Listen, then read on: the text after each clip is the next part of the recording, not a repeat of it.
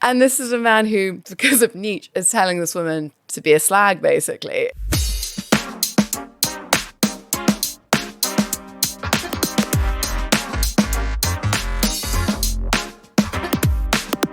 Welcome to Groovy Movies. My name is Lily Austin. And my name's James Brailsford. Hello. Welcome, everyone, to our new fortnightly release schedule.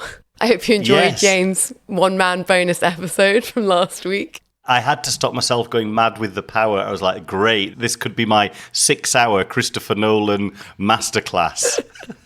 If we ever get on Patreon, you should do that. I loved it so much. I listened to it like 3 times. Your voice is so soothing. Well, want to soothe you into this fortnightly release schedule. Don't want to, upset you. Just got to ease you into it. Yeah. So if you missed that from last week, please do go back and listen. It's not very long, but just announcing that we are moving to releasing episodes every 2 weeks. So hopefully that will mean that the quality continues to be great and we can be very topical, as in this episode today, talking about the Oscars from 10 days ago. Hey, we can't hit every target, Lily. Well, I think there are certain things where it's good to have a little moment to let it percolate. Exactly. Once the dust has settled, what has really made a lasting impression? Yeah, which I don't know. Has anything much? I felt like this year's Oscars were business as usual. No, I thought it was a new standard. Like, the Oscars are so boring, but this time they made sure to keep it to a tighter run time. Oh, I see, the actual event. Sorry, the actual event was ratcheting along. Good stuff. And we got to enjoy I'm Just Ken. Nearly forgot the name then. Yeah, which was a highlight, I have to say. Yeah, if you haven't seen that, Ryan Gosling doing a Marilyn Monroe-esque take on... Did you get the reference of the Gentlemen Prefer Blondes? Absolutely, yeah. It was a Diamonds Are a Girl's Best Friend riff, is that right? Exactly, yeah. Yeah, Ryan Gosling in that beautiful pink suit. I just love how he played it so seriously, Like, we want it to be... That's Ken, isn't it? That's earnest. Ken, and that's what makes it funny, Yeah. He really played it. And Slash had a cameo. Love that. I mean, yeah, that always good to see the ageless Slash. I mean, that's a look that lasts you throughout your entire life. He will look the same until the day he dies. Absolutely. So, okay, but in terms of the actual awards and who won, you've alluded to this. You weren't impressed? No, it's not that I wasn't impressed. That's completely not what I meant. It just was, whereas last year you had what I would call the plucky outsider, everything everywhere all at once.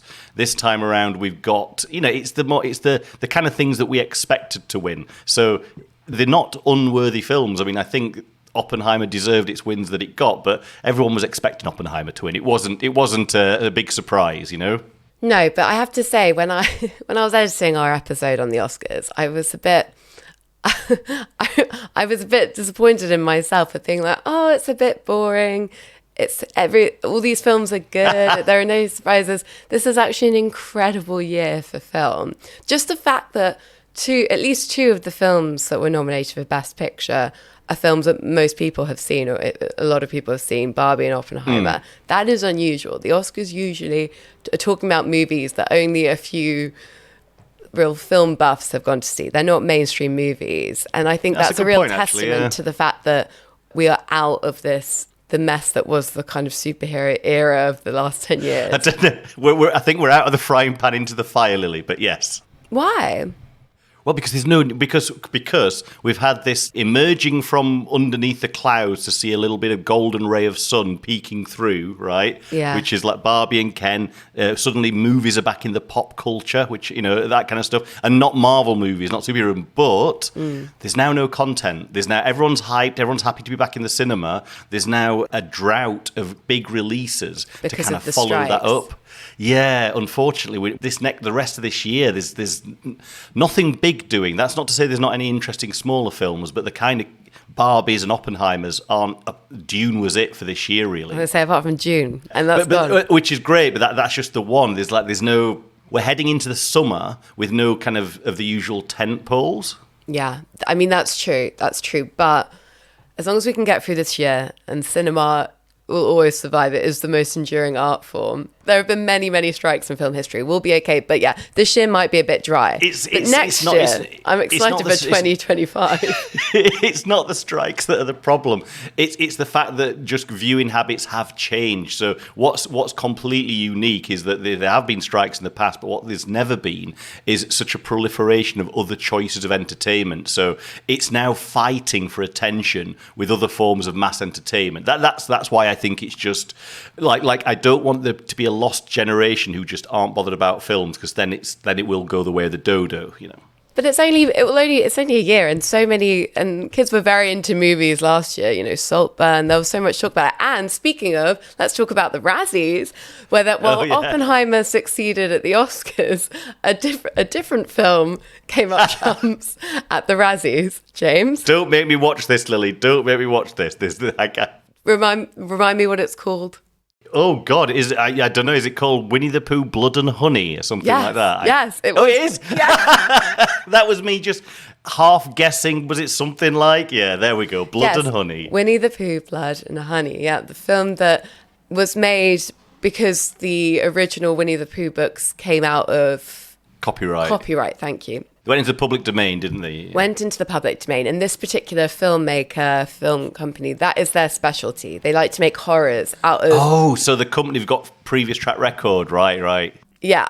I forget what they were, but similar kinds of things. They really... like Brothers Grimm type things. They like to make truly horrifying movies based on children's fairy tales. And now they've moved into the world of Winnie the Pooh. And this completely passed me by, but this was very much an internet thing. So, I mean, pros and cons to how film viewing has evolved, because this film kind of went viral online before it was even finished being made. And so because of all this excitement around it, the film company got more money so they could go back and reshoot more scenes, broaden out the options for their sequel, which will be coming out apparently towards the end of the in the year. Winnie the Pooh horror cinematic universe. Yeah. Excellent. Yeah, apparently a major character was killed off originally, and then they changed that so they could do more in the sequel. Oh, they want to bring them back. Yeah. They don't want to limit their options. And the film has gone on from strength to strength, because it was meant to be, this tiny movie. I don't think it was even going to go into cinemas, but because of the buzz, it did go to cinemas in some regions. And it won five Razzies this year. It swept all the categories it was nominated in. Well, I mean, at least the filmmakers can genuinely say award-winning film. That'll look good on the old poster title, won't it? Yeah, I think there are certain films where a Razzie is only a good thing. That's the Razzies is it's not the nicest of awards. It's not got the best kind of feeling behind it, but I think in this kind of situation, it can actually be a real benefit. Yeah, I don't know if it's one of these things where just the hype and the meme is definitely the most fun part of the film, rather than actually having to sit through and watching it. I suspect that is the least entertaining part of the package. But that's me just assuming. Yeah, we haven't watched it. We don't know. We don't know. Please don't write in and ask us to watch this. But I wonder if that's going to be, are we entering an era of a slightly more cinematic bad movies? So we've had Madam Web that is still sticking around cinemas. I think it's slowly gaining traction as this is trash, you have to see it. And I wonder if Winnie the Pooh will get in there. So suddenly cinemas are, I don't know if this is a good thing, but cinemas are the place that you can see really bad movies these days. Well, sure. I mean, look at The Room. It's long and enduring runtime. God, are we going to be doing a Madam Web special in a few years' time? No, it's not. Well, maybe we will. I don't know. Again, I haven't seen it. I can't possibly say, but I think doubt it's too early to say. I thought that too, Lily. I thought that too. I just thought it's the wrong kind of bad, but I'm getting a feeling. I think it's more that there just aren't actually all that many movies in the cinema right now. Like, I looked the other day and I was like, there's not that much on. I'm not missing a lot if I don't go this week. Yeah, okay, so that was the Razzies and the Oscars. Shall we move to the main event? Absolutely. It's been lovely to chat through this, Lily, but I think our listeners are raring to go. They haven't got time for this dilly-dallying. Let's get down to business. Let's talk about some 1930s black and white Hollywood movie. So to Babyface. Absolutely, on to Babyface. Came out in 1933, directed by Alfred E. Green, and interestingly, written by a man called Darrell F. Zanuck, under a pseudonym of Mark Canfield. This was Depression era America, right? And so rather than paying writers a substantial fee for their story, senior producers at these studios were writing their own scripts and paying them for $1. He was paid $1 for that script. But then obviously he's the producer on the film, which I think you can tell a little bit that the script wasn't written by a writer, in a sense. Yeah. It's quite sparse. Yeah. But I mean, it's a good story. It's a really good story. So kudos to him. But actually, there's a long history, right, of writers also being producers. The two things are often quite intertwined. But I didn't clock that. I knew he'd been the producer on this, but I didn't realize he'd written the script under a pseudonym. So that's very interesting. Yeah. But James, I have to say, I'm like very pleased with you for choosing this film. Excellent choice. Thanks. Like I've not really, I don't know much about pre-code film, which is why I wanted to do it for the podcast, right? Because it's always something that sounded interesting, and then you kind of compiled a little list of films that we could talk about, and I did a bit of research as well. And I don't know much about any of them, but I just thought, okay, this one. It stars Barbara Stanwyck, and she's really good in Double Indemnity, which I have seen. So it'd be interesting to see what she was like in her early career. And then reading the plot summary about essentially a woman who sleeps her way to the top will be the quickest and crudest way of summarizing it. I was like, okay, that sounds like it'd be a lot of fun, / there'd probably be a lot to talk about and unpack here. So, yeah. Well, also, this film was instrumental in the move from pre-code to full-on code era. Right? Again, which was accidental rather than... Was it? I was like, yeah, really solid choice. I found so many undergraduate theses about Babyface and its involvement in the pre-code era. Sorry, I really should have played it like I knew all of this stuff. No, it was in the process of researching it. I was the same as well, yeah. No, that's genius. Your instincts are obviously very, very good. Yeah, no, they've been finely tuned over decades. I was like, there's something here. So let's talk about what exactly the pre-code era is. What is pre-code? Before we get to what pre-code horniness is, although I guess the two things are interlinked. Yeah, I mean, like I only had a very, very rough knowledge of what the code was, and the more I've looked into it, it's just kind of very interesting. So basically, there was a group created, the National Board of Review, that was there to kind of enforce this code. That we'll get into the history of the code a little bit more, but basically the code placed restrictions on what could and couldn't be portrayed in films. And of course, the code was created by people who were Republicans. So it's a very right-wing, very kind of Catholic biased set of what you would call moral guidelines. So that was kind of enforced, and that changed the kind of topics and the way that films could represent certain things on screen. And what I thought, you see, Lily, is, until I did this research, I thought the pre-code era was just everything before the code. But when you research it, actually what is referred to the pre-code era is actually a very tiny window. It's post the Great Depression of 29, and that meant that people weren't going into cinemas, so cinema attendance was tanking. So studios like, how do we get the cinemas full again? Okay, let's fill them full of sex, violence, alcohol, and or drugs. Some combination of all the lot, like really, really tabloid sensational subjects. And so the theaters were getting rammed.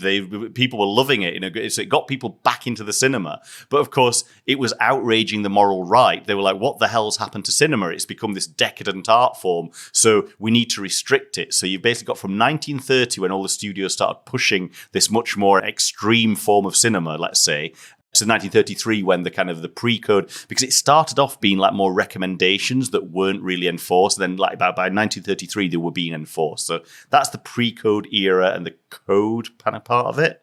Yeah, it's very interesting, right? It's actually a lot. Oh, there's like there's the onion peels off. The onion peels, yes, because actually, having listened to a very good episode on the Hays Code on You Must Remember This, the excellent podcast, the film podcast. So we'll link to that in the show notes. It's good for a proper deep dive.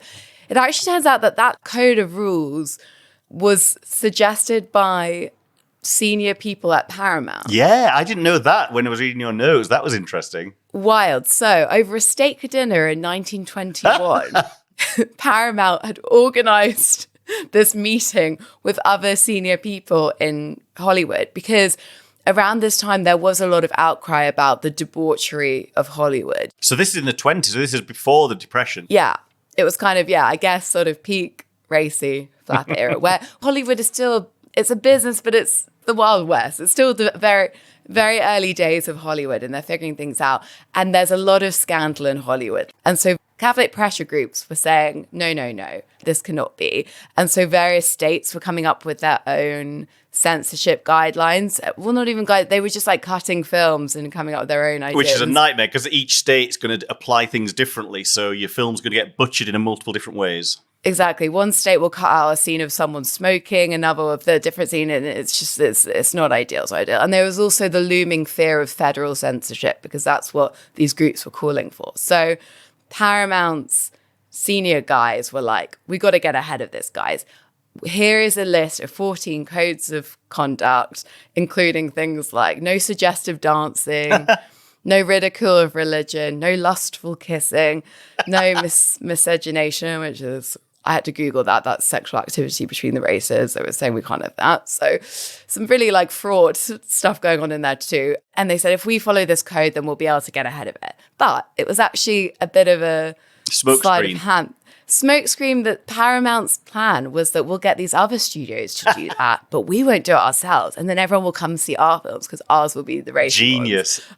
Genius. But unfortunately, someone at Paramount leaked the list to the press. And then the National Board of Review said, oh, great, thank you for that list. We'll start enforcing that. So Will Hayes was brought in at this point to oversee this review board. Because really, even though I always thought of the Hayes Code, this tyrant of morality had been there enforcing these rules. Actually, he was really a PR man that wanted to make the studios seem like they were following the law of the land, even though they weren't at all. Yeah, that's the thing. I didn't realise that really, for the first few years, everything was business as usual, and he was just a front man. It was all a smoke screen. So, because it's called the Hayes Code, you think he'd be the enforcer. It turns out when you look into it, there was a guy called Joseph Breen who was appointed to enforce the code in 1934. Until the kind of dissolution of the code in the 60s, he was the man. He was the guy who would have the power to censor scripts. So Will Hayes was the public figure, but it was Joseph Breen who was the enforcer, the person who we should be like booing. He's the panto villain of this piece. Exactly. But to get to this panto villain, we needed some films that would really push the envelope, and Babyface was one such movie. Hell yeah.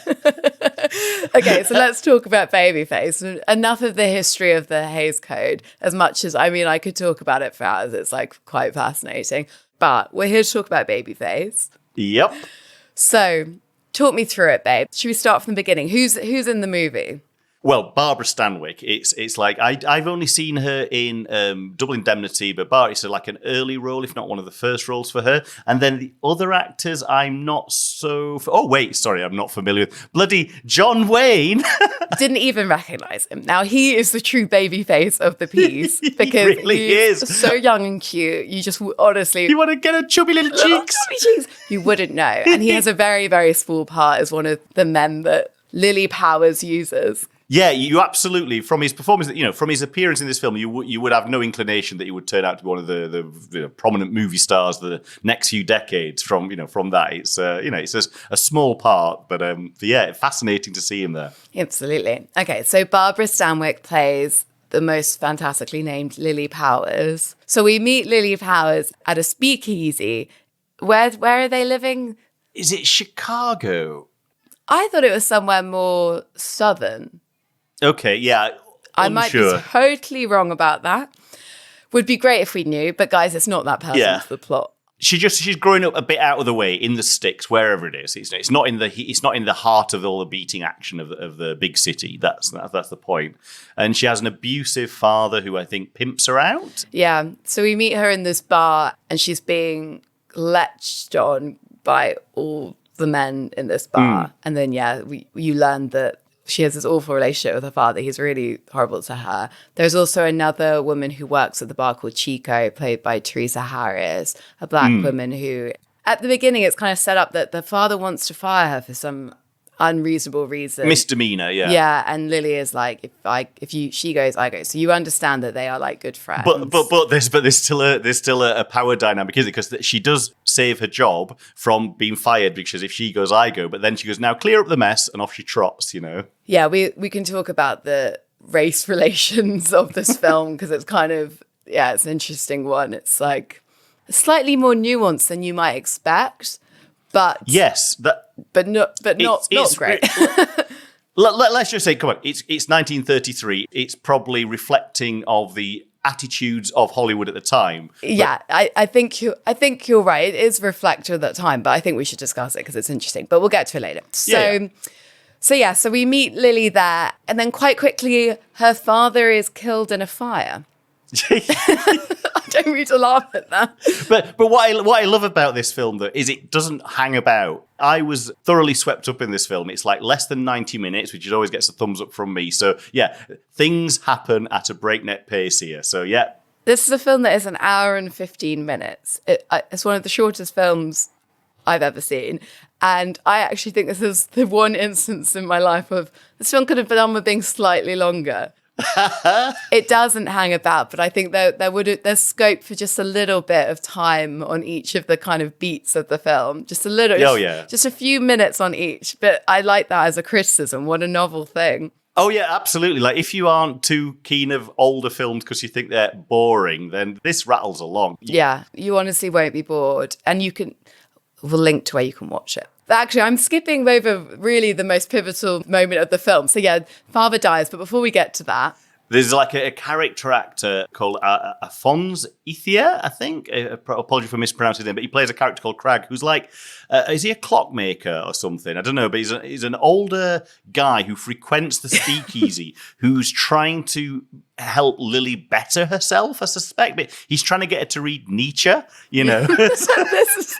We need to pause on this. The fact that Nietzsche is so pivotal to this plot, which is something that the censors wanted to remove from it, but it's kind of extraordinary. He's like, have you read Nietzsche yet? And she's like, no, I'm not going to read that. It's boring.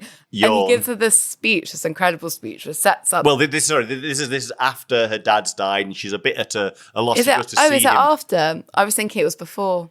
That makes sense. It is after. Yeah. She's like, oh God, what do I do now? Dad's died. Hated him anyway, so I'm not totally sad about it. But where does my life going?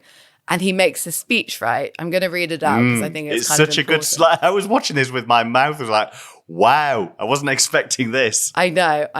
Okay. A woman, young, beautiful like you, can get anything she wants in the world because you have the power over men, but you must use men, not let them use you. You must be a master, not a slave. You hear the Nietzsche coming in here. Look here, Nietzsche says, all life, no matter how we idolize it, is nothing more nor less than exploitation. That's what I'm telling you. Exploit yourself. Go to some big city where you can find opportunities. Use men. Be strong, defiant. Use men to get the things you want. Now, if that isn't the ultimate form of what they call a call to action in a film, I don't know what is. Yeah, and she takes it very, very seriously because from the next scene on, this is a film about a woman. And it says using them. She is using herself, exploiting her own self sexually in order to get ahead. Yeah. To take advantage of her clearly irresistible smile and words to get what she wants in life. Yeah. And she, the film's called Babyface. And I love the fact that every time she's about to seduce a man, you hear in the background, Babyface. It's like her little theme tune that comes in like, oh, what's she going to do now? They've got no chance. They are going down. The charm is being turned on. I need to pause on it because, yeah, you said I don't know how old Crag is actually in the movie, the actor who plays him, but he's meant to be a quite old man. Yes, yeah. He's the Obi-Wan Kenobi of this film, really. And this is a man who, because of Nietzsche, is telling this woman to be a slag, basically. It's just the most bonkers premise. And he's like a clockmaker, so this is all taking place, this call to action about use men, exploit them. This setting is like a clock or maybe it's a cobbler, but it's just the whole situation is very, I've never seen anything like it. So can we kind of dig down into her first seduction and the whole seduction thing? Please, right? God, let's get into the seduction. Okay, so we've been called into action by this Obi-Wan-esque Kenobi Nietzsche Can I just quoting. Pause for the fact that you call him Obi-Wan? Is that a northern Obi-Wan? thing? I think it's Probably. Obi-Wan. But you know more about Star Wars than I do. I've never heard anyone call him Obi-Wan. No, I think you're completely right, and I'm just mispronouncing it. Obi-Wan. I was gonna skirt over it, but as it's coming up again, I can't not. No, I think you've highlighted a misquotation I've been doing all my life. Oops. Anyway. But anyway, back to Obi-Wan. So, Obi-Wang, more like. Oh, so we call to action. So off Babyface goes with her newfound mission. You know, she's got the zealot's eyes as she's like, yes, I am going to do this. And off she goes. And we have the second beat of Chico being very much a prop for anything that Lily Paz does, because as you rightly noted, in that early scene, it was like, hey, if she goes, I'll go, but get back to work, Chico. And now it's, come on, Chico, you're good. We're best friends. Come with me to New York. We're best friends going on an adventure. Who cares what Chico's got going on in that town? No, absolutely no. She's there as her sidekick. It's like watching it. I imagine anyway that this would have been seen as progressive by the left, as like you treat your kind of servant as a friend-ish. Yeah. I feel like the film thinks that she's not just a servant. I think the film thinks that these people are genuinely friends, and it's showing that Lily is a progressive person, because look at her caring about this black woman. Isn't that so nice of her? But exactly. The film also, in so doing, shows this dynamic and how this woman is being used to colour Lily Power's character. Like, we really don't get to know Chico at all.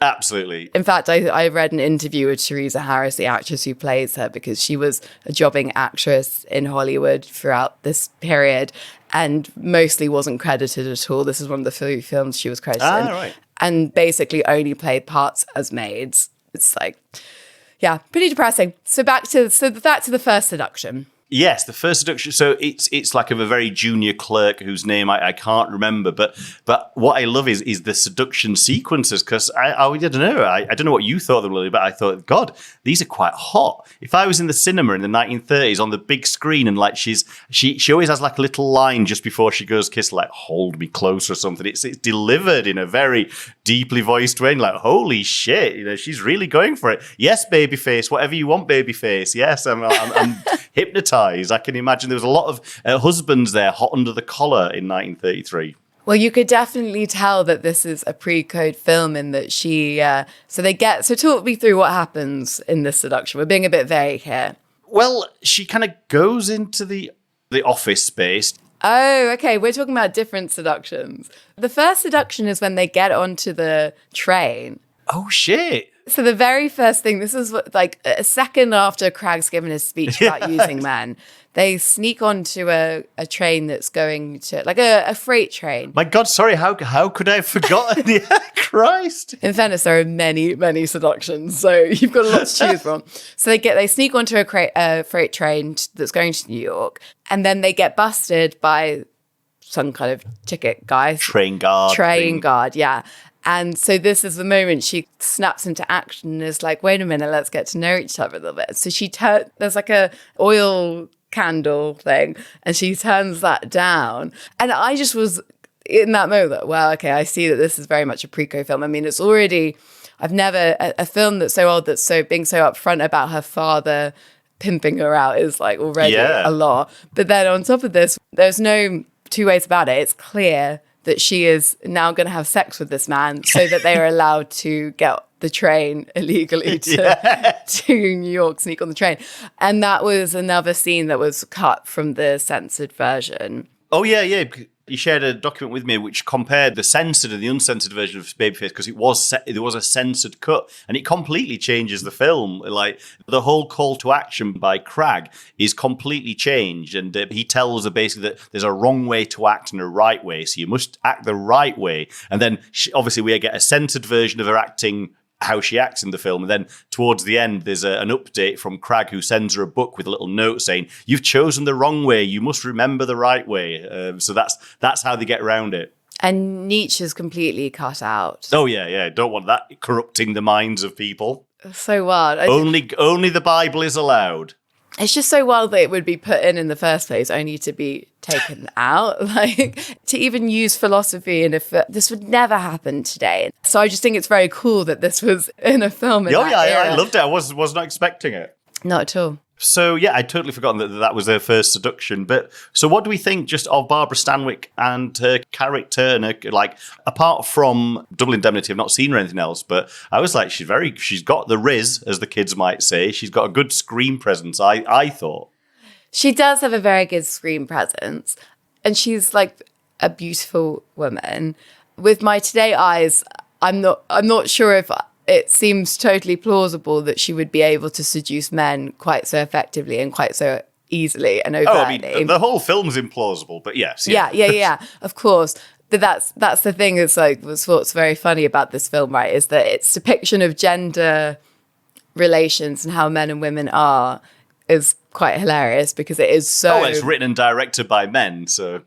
Well, yeah, but men also live in this world and know stuff. And they very much portray it as, like, I don't think it's just that. I think it's just like a caricature, right?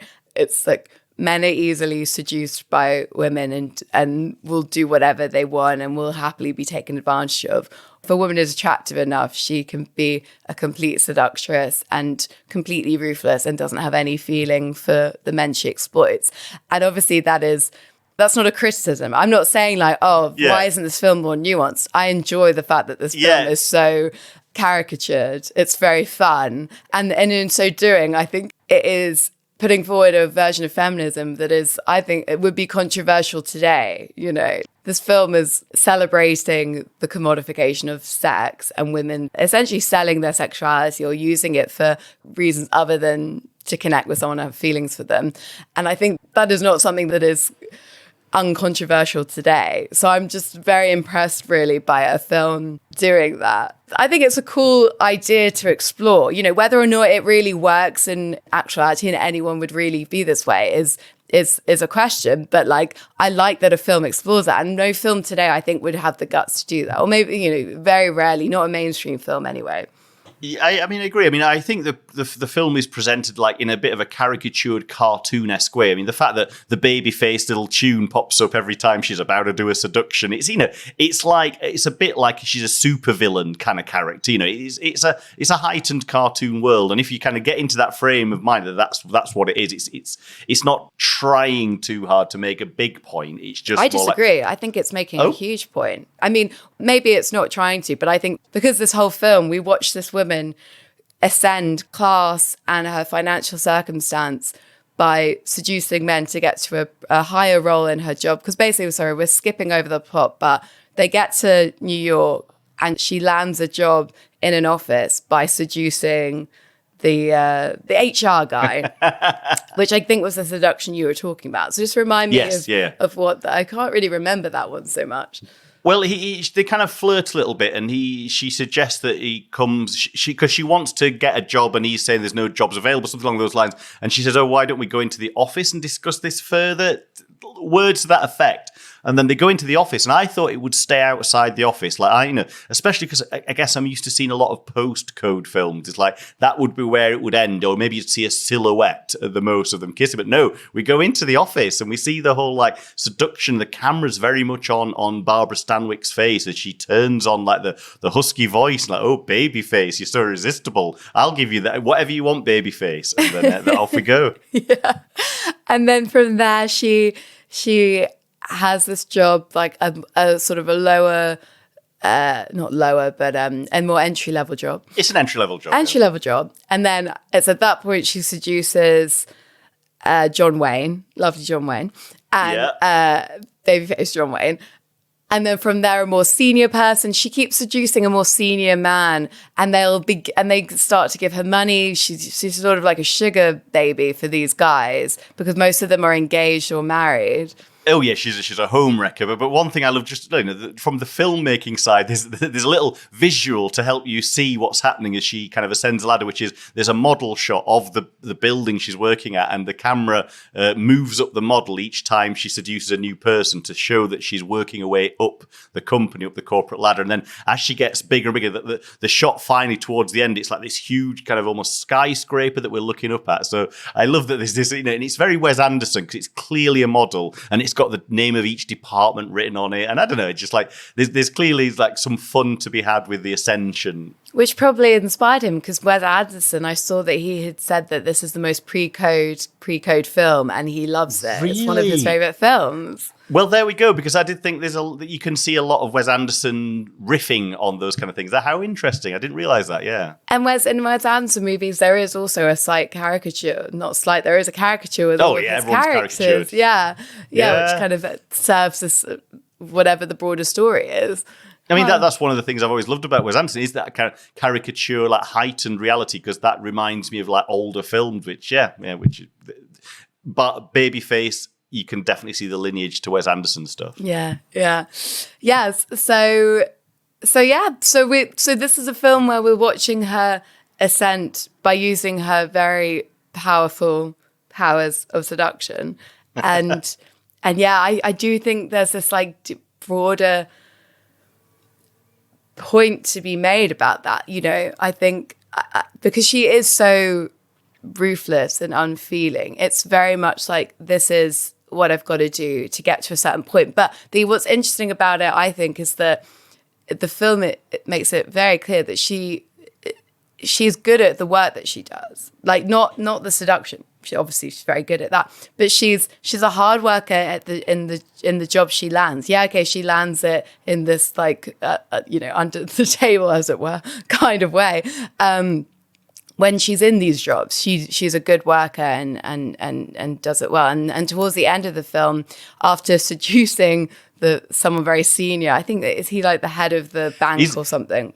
Isn't he, like, because she seduces the head and then he dies, and then the son comes in, the playboy son comes in to take over, isn't that right? Right, that's it. Yeah, that's it.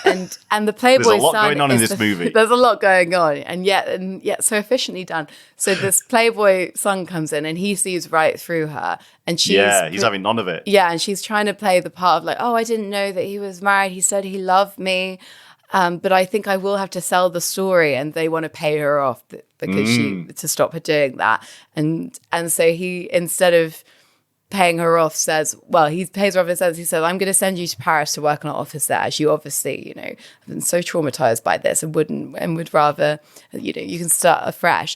He obviously assumes that she'll just like scarper once she gets to Paris, and is surprised to find her working at the Parisian office and clearly doing a good job. And I just find that but I think because of that, the film very much is on Lily Power's side, Like, I don't think the film is trying to say that this is like, I mean, on one hand, it's saying, oh, women do have this power, but it's not portraying that power as a bad thing. It's saying, this is what you need to do, but it is part of the American dream of, if you work hard enough and you take the opportunities that come your way, you can get to a certain level. And that is reflected in the fact that she is a good employee as well as a good seductress. She's just all around very good at what she does, I guess. Excellent work ethic across the board.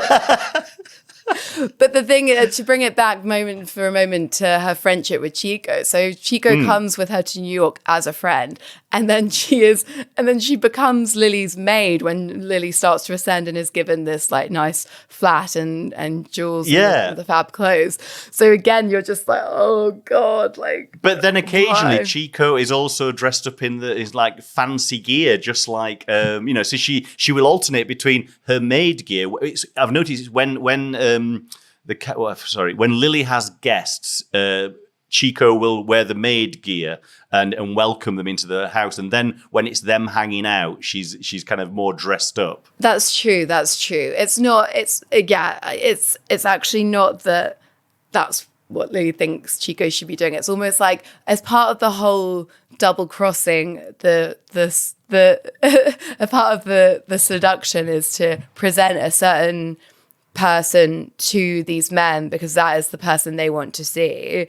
This like adorable, innocent woman that, hasn't been with other men and is being seduced and having this great romance with this person for the first time. And alongside that, has this affluent life, has this maid. Yeah. Rather than the true backstory and the true reality of their relationship, I guess. So it's nuanced for sure. Yeah. And it's interesting how just the introduction of the code, there were still black performers on screen, but when I think the only one I can think of any note from films I've seen of the Code era would be Sam in Casablanca. So it suddenly feels like, I'm not saying portrayals got better or worse, but they seem to get more limited. That's my impression, I feel, from the Code. Well, definitely, because if you have a rule like, no, I don't even want to use that word, but if you're saying that like you can't depict romance between the different races. Exactly. Then that is, of course, going to that's segregating the screen. So it definitely like further kind of solidifies that kind of attitude. Whereas, I mean, in general, that the Code will made film more conservative, or or more a certain version of conservative morality, whereas before it was a lot more liberal in general, I think. Absolutely. Like, one thing watching Babyface, I just couldn't stop thinking was, what would cinema be like right now if the Hays Code had never been enforced or existed? I mean, it's a kind of chicken egg. It's impossible. But like, I wonder where cinema would be now. Would it be like, would we have got to the 90s in the 60s? I don't know. Because I do think that the Code, by limiting the storytelling and censoring, it did force the studios to try and make entertaining films, but without relying on the kind of those methods to get engaging, entertaining films, which is why it's called the golden age of Hollywood. Is that a lot of what we call classic Hollywood films are from that post-Code era, and I do wonder if it's because it sharpened up their ways of making interesting stories. I don't know. It's kind of almost possible to tell. Oh, interesting. Yeah, because they couldn't just rely on shock value, seduction, violence, gratuitousness. They had to work on other things, such as like the story, the plot, the dialogue, musical numbers. Absolutely. Lots of things. So it forced them to do all these, and probably it pushed the innovations like colour, like widescreen. I know it was like that was almost TV as well, but I almost feel like it made them have to push themselves in a way that maybe they wouldn't have pushed themselves if they didn't have to have this restrictive code they were taking into account. Yeah. And I mean, if you think about the horniness of 90s movies and the shock value, that was that it's almost like in that era, that was when studios went back to trying to push the envelope so much. And actually all that happened was it worked for a while, but then audiences became fatigued by it. Like, people get tired of shock value after a while. But I'm very glad that we had this film before that got going. Yeah. It just feels like a completely different type of Hollywood film. Like there's something about them. It feels a little bit, watching Babyface, it feels a little bit kind of, I don't know, a little edgy still. It's very edgy. Yeah. I think this is still progressive today. I think it's like, these are not, like I said before, these are not ideas that are being explored. People don't want to explore the idea of sex being used in a non-romantic or just equal. It's being used as, even though sex is, of course, so intertwined with power, people don't like to explore that. Yeah, we don't like to explore it, do we? Yeah, it's left unexplored. We only experience it in our actual real lives, and it's I don't know. I watched How to Lose a Guy in 10 Days last weekend. Actually, I was like, this film is very much a precursor to that film. But with How to Lose a Guy in 10 Days, they do not have sex during the film, which seems completely implausible that these people who are seeing each other every single night and clearly fancy each other. I mean, Matthew McConaughey is like the most potent. He has this like way of seducing his actresses. He's got the riz. But that film is very much like in a much less upfront way, doing the same thing of showing how people can use attraction and seduction in order to do something else. That they're trying to seduce each other in order to win a bet or do other things outside of this relationship. It's in order to get further ahead in whatever they're pursuing. And this film did that, 90 years before. Without, or maybe 80 years before, but in a way more upfront, brazen way. It's just kind of amazing to see. And you know, I'm glad you brought it back to some kind of modern kind of equivalent to Babyface, because it made me, the ending of Babyface really made me immediately think of the ending of The Ugly Truth, the kind of Katherine Heigl, is it Heigl? Katherine Heigl and Gerard Butler rom-com. I don't know if you've seen that at all. I have not seen that. No? I tried to avoid Gerard Butler as much as I can. like same here really, but it was recommended by a friend. They were like, you might actually like this, and I actually didn't mind it but it's like Gerard Butler plays essentially a sociopath, a very unlikable, manipulative man who Katherine Heigl is like entangled with, and then suddenly in the last 15 minutes of the film he just becomes a nice guy, and there's no real reason that he became a nice guy apart from we need the romantic ending where they kiss each other and we all feel happy and leave the cinema. And I felt that a bit with Babyface, where right towards the end she suddenly doesn't care about the money and the diamonds because she's found love with this playboy character. I was like, not 100% buying it. It feels like they needed to give us that ending, so we didn't. I don't know. We felt like we liked the character in the end. I don't know. I actually I liked the ending, because that was a moment to me that felt like it rung quite true in a way. Because so what happens is, once she's in Paris and she runs back into this playboy again, they start seeing each other, and unlike all the other times, she doesn't want to sleep with him, and she's disappointed that he is like every other guy and clearly does want to sleep with her, because she actually has feelings for this one finally, after all this time of just using men and not having any feeling for them, and you know, happily seducing them and then leaving them in the dust once she finds someone else. And so she's upset with him, but then they do get together. They get married, right? They get married, and then he has some kind of financial issue with the bank, and she has all this money, and so he wants her to like help her out and give him the money, and she's like, well, no, because then I'll have nothing. Bye. But then she's like, wait, no, I've made a mistake. She goes and finds him. He's like dying for some reason. I don't know why I don't remember. I guess because there's a lot, Lily. There is a lot happening in this film, and we like to just watch it to see for yourself. But and sorry that we've spoiled it, I realise now. But hey, it's still worth a watch, guys. It's definitely worth a watch. Yeah, it's still worth a watch. And she's like, actually, I don't care about any of this. I just want to be with you. I love you. And you're right. In some sense, it does feel a bit tacked on, perhaps. But actually, to me, what I liked about it was that I think the thing that is often I think there is this idea that if you see sex as potentially a commodity, then you must have no feeling for men or whoever you're having that sex with at all, and that you are like a feelingless, robot that is just using people. And actually, I don't think that is true at all. I think it's perfectly plausible that you can see sex as that,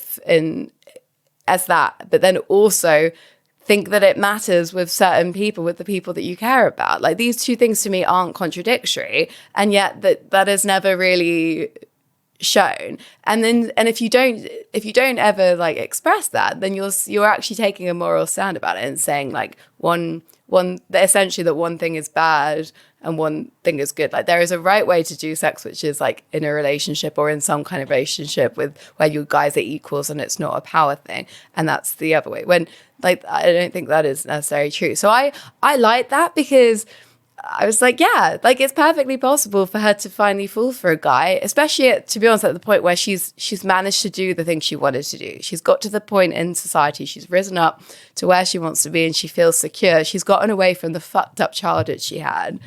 And so she's kind of now ready to find someone, because she is still a human being who loves people. Down.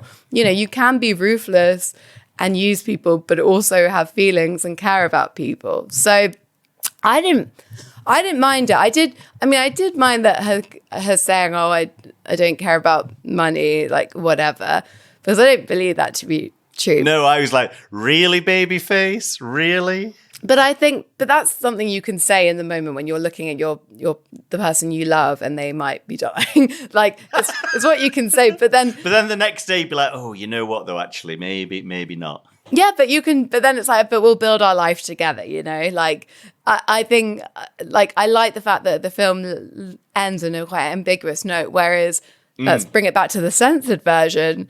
In the censored version, I think we need to explain about the censored version, but before we get to that, that ending was there was an extra scene tacked on to the end where they end up back in her hometown and he's working at like a steel mill, her husband or something, and she's got no money and they're perfectly happy because obviously the message has to be that this kind of seduction is no good. You need to go back to your roots and be modest. Exactly. You need to forget all that and go back to your roots, and that's the only way to be happy. Yeah, happy. I think what they did, I think it sounds like they reshot some of the board members in a boardroom reading a letter from either Babyface or the guy saying, "This is what we're up to now." And the very last shot of the film that the credits go over is a shot of like the factory with the smokestacks coming out of it, where he now works. So just like.